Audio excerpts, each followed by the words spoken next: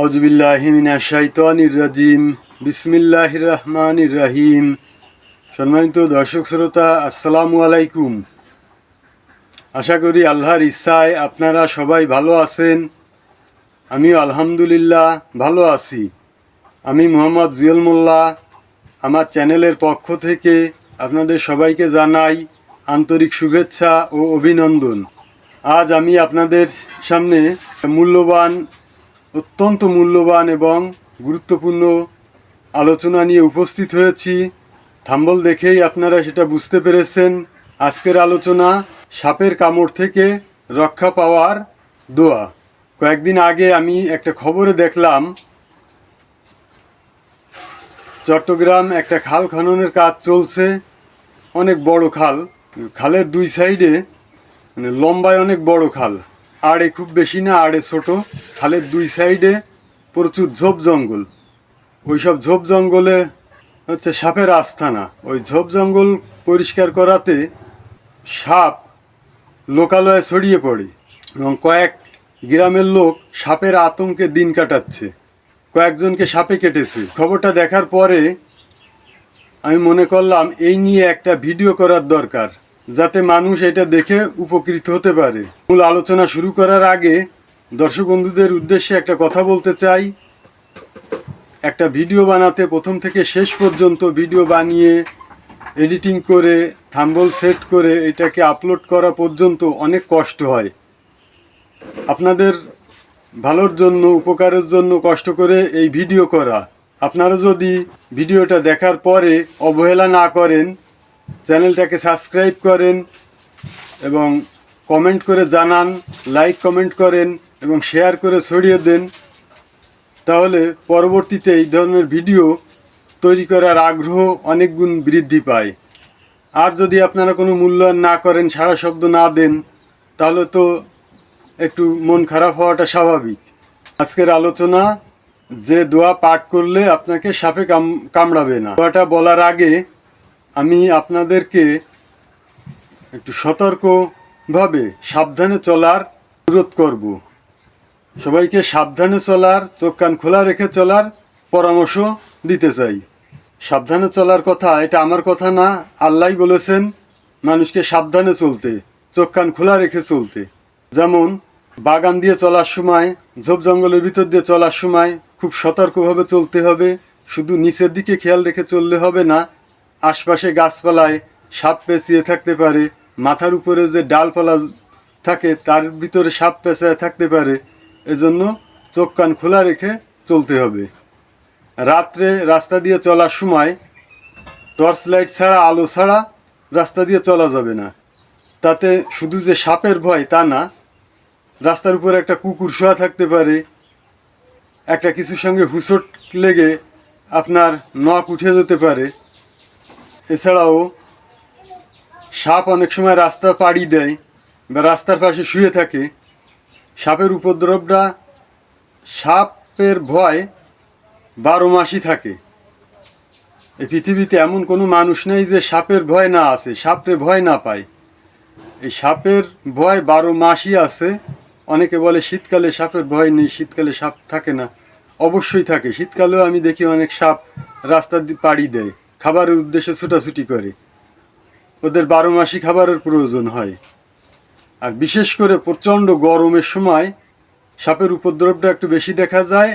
আর সাপের উপদ্রব বেশি দেখা যায় বর্ষাকালে।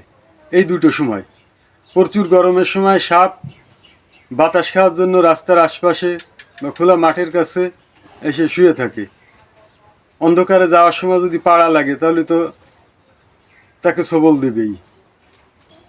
আর রাত্রে শোয়ার সময় মশারি টানা অবশ্যই শোবেন এবং মশারির ভালোভাবে গুজে দিতে হবে এবং মশারির চারপাশ দিয়ে কোল বালিশ অথবা খেতা কম্বল লম্বা করে এমনভাবে দিতে হবে যে রাত্রে ঘুমের অবস্থায় যদি হাত পা মশারির উপরে পড়ে তো মশারির সঙ্গে টাচ হবে না।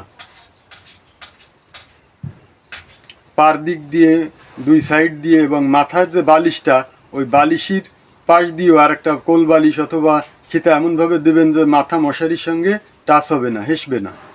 এছাড়াও যাদের ঘরে সাপ ওঠার ভয় থাকে, মানে কাঠপাটের ঘর, ঘরের ভিতরে সাবধানে চলতে হবে, অন্ধকারে চলা যাবে না, এবং ঘরের চালের সঙ্গে বা আড়ার সঙ্গে ওই সাপ পেঁচিয়ে না থাকে, এজন্য শুধু নিচের দিকে খেয়াল করে চললে হবে না, সাইডে উপরের দিকে সব জায়গায় খেয়াল করে চলতে হবে।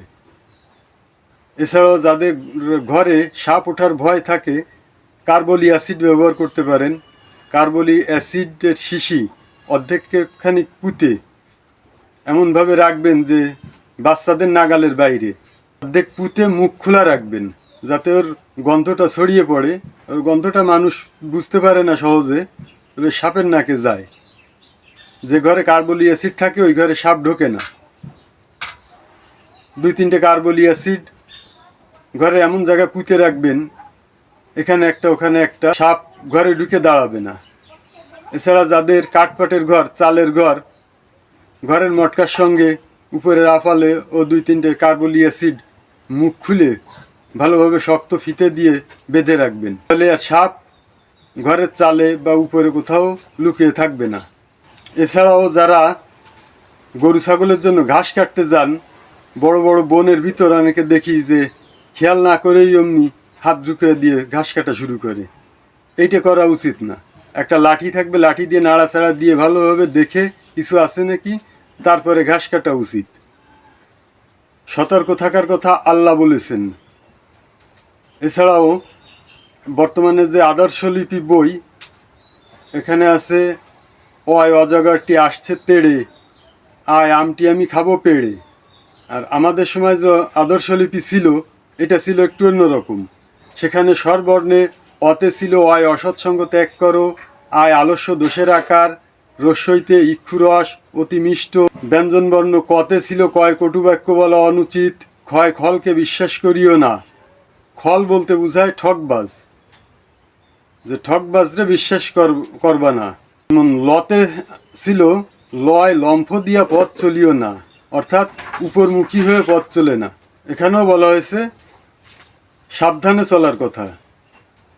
এছাড়াও রাস্তা দিয়ে চলার সময় যানবাহনের ভয় থাকে, তাই সুস্থ থাকতে গেলে, আপনার বাঁচতে হলে সবসময় সাবধানে চলতে হবে। এছাড়াও ঘরের আশপাশের যে ঝোপ জঙ্গলগুলো, এগুলো ঝুড়ে কেটে পরিষ্কার রাখতে হবে সাপের উপদ্রব থেকে রক্ষা পেতে হলে। এই ছিল কিছু সতর্কতামূলক উপদেশ। এখন সেই দোয়াটা সম্পর্কে আলোচনা করব। আসুন কথা না বাড়িয়ে মূল আলোচনা শুরু করা যাক। আজকের আলোচনা রহমানিয়া লাইব্রেরির পবিত্র নিয়ামুল কোরআন নামক কিতাব থেকে নেওয়া হয়েছে। নিয়ামুল কোরআনের 153 নম্বর পৃষ্ঠা থেকে নেওয়া হয়েছে। এই দোয়াটা উজু করে তারপরে পড়বেন। মুসলমান যারা উজু করে পড়বেন, এছাড়া হিন্দু ভাইরা যারা আছেন, বৌদ্ধ খ্রিস্টান ভাইরা যারা আছেন, অমুসলিমরা, তারাও আপনাদের ধর্মের বিধান অনুযায়ী পাক পবিত্র হয়ে প্রথমে পড়বেন বিসমিল্লাহির রহমানির রহিম।